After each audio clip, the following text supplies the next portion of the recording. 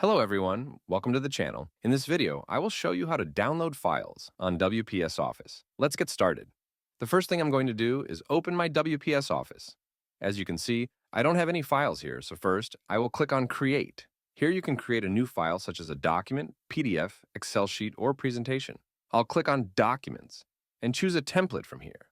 I will go with this one here. As you can see, I will tap on it and click on Use Template. After that, I can change the text or add new text and edit anything if needed. I'll type something like, subscribe to the channel, How to Heroes, and after that, click on OK. Now you have created the document. Now to save it, in the top left, you will see an icon that looks like an SD card. Tap on it. Here under the path, it is set to WPS Cloud by default. You can change the location by tapping on the arrow. You can save it to WPS Cloud or any cloud storage or to your local storage by tapping on the location.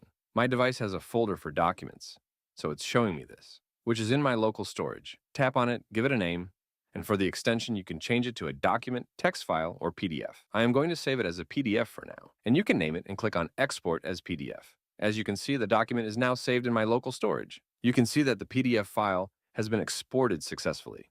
If I go back to my files and tap on Documents, you can see the document that was saved from WPS Office. So that's how you can download files on WPS Office. If you found this tutorial helpful, feel free to like the video and subscribe for more content. Thank you for watching.